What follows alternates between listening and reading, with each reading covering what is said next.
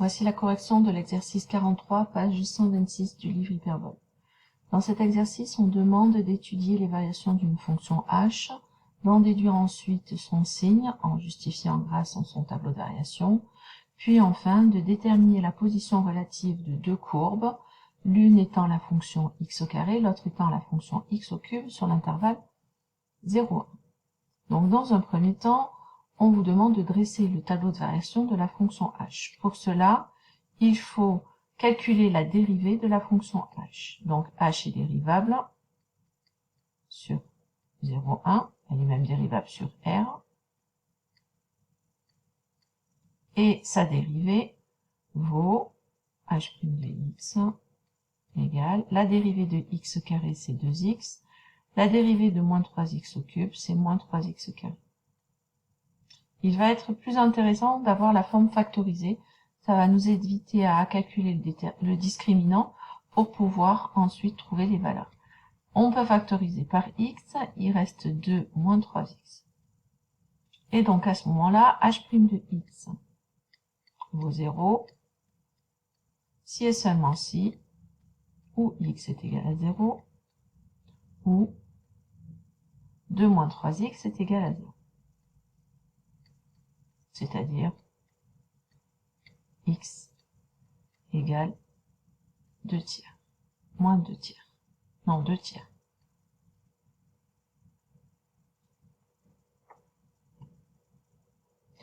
Ensuite, on va pouvoir dresser le tableau de signes de notre dérivée. Donc, on est sur l'intervalle 0, 1. 2 tiers est bien compris entre 0 et 1. Donc, c'est la valeur qui annule notre dérivée. Et ce qui nous intéresse ici, c'est son signe. Alors, quel est le signe de ceci? On a deux valeurs d'annulation, x égale 0 et x égale 2 tiers. La fonction h' de x est en fait une fonction du second degré. Elle vaut 2x moins 3x carré, c'est-à-dire moins 3x carré plus 2x. Sa représentation graphique est donc une parabole qui est tournée vers le bas. Si elle est tournée vers le bas, elle est d'abord de signe négatif, puis de signe positif, puis de signe négatif. Elle est de signe négatif avant 0, de signe positif ici, puis de signe négatif ici. On va donc pouvoir en déduire les variations de notre fonction h.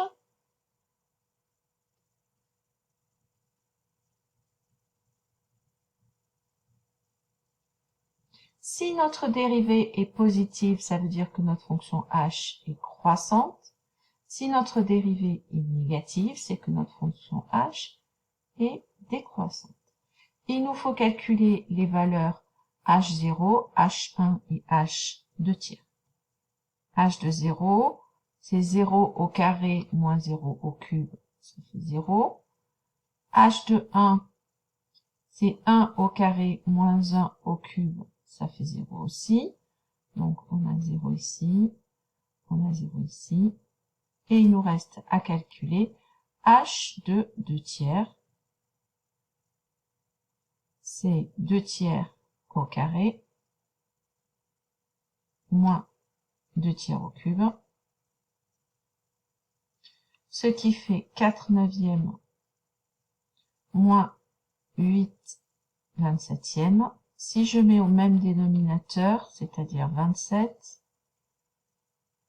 je trouve, il faut que je multiplie 4 par 3, donc 4 fois 3, 12, moins 8, donc 12 moins 8, ça fait 4 27e.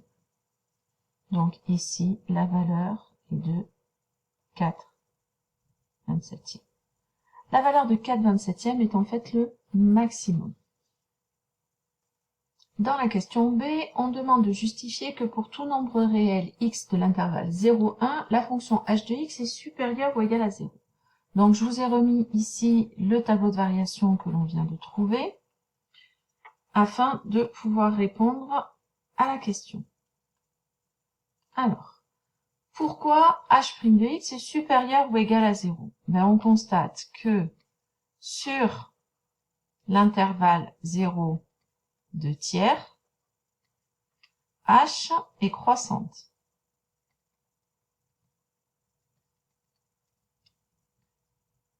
Et elle est croissante dans quel intervalle? Dans l'intervalle 0, 4, 27e. Donc, sur cet intervalle-là, h de x est supérieur ou égal à 0. Sur l'intervalle 2 tiers 1, on a nos fonctions h qui est décroissante. Et elle est décroissante dans quel intervalle? Ben, toujours le même intervalle, 0, 4, 27e. C'est l'intervalle d'arrivée des valeurs de h de x. Donc, h de x est encore ici supérieur ou égal à 0. 0 est le minimum de la fonction h.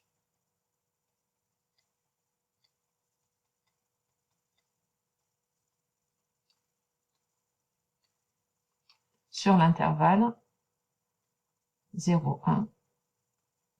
Donc, pour tout réel x de l'intervalle 0, 1, on a h de x qui est supérieur ou égal à 0. Question C maintenant, on vous demande d'en déduire la position relative des fonctions x carré et x au cube sur l'intervalle 0,1. On vient de voir que sur l'intervalle 0,1, h de x est supérieur ou égal à 0. Ça veut dire qu'on a x carré moins x au cube qui est supérieur ou égal à 0. Ce qui veut donc dire que j'ai x au carré qui est supérieur ou égal à x au cube sur l'intervalle 0,1. Mais si pour toutes les valeurs de x, j'ai x carré qui est supérieur à x au cube, on en déduit que la courbe de la fonction carré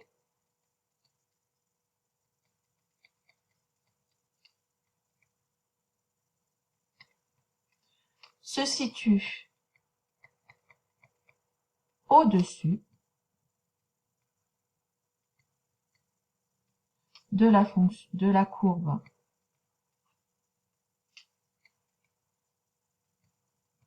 de la fonction cube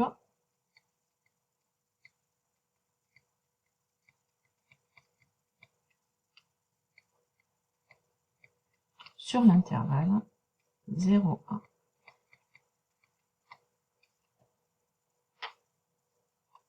Un petit point méthode pour conclure cette vidéo sur la position de deux courbes.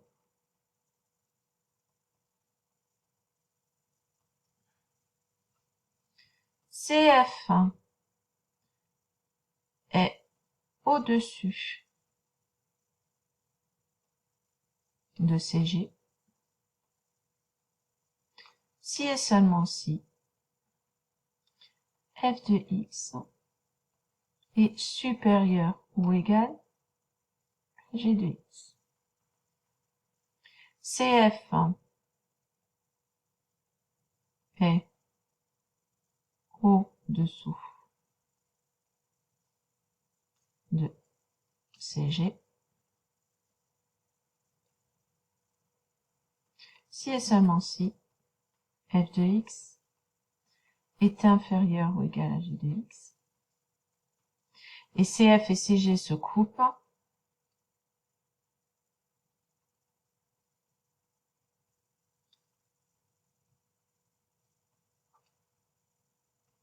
si et seulement si f de x est égal à g de x. C'est ce que l'on a utilisé dans cette dernière question de l'exercice pour démontrer la position des courbes de x carré et x au cube. Voilà, n'hésitez pas à me poser des questions. Si vous en avez par mail, j'y répondrai le plus rapidement possible.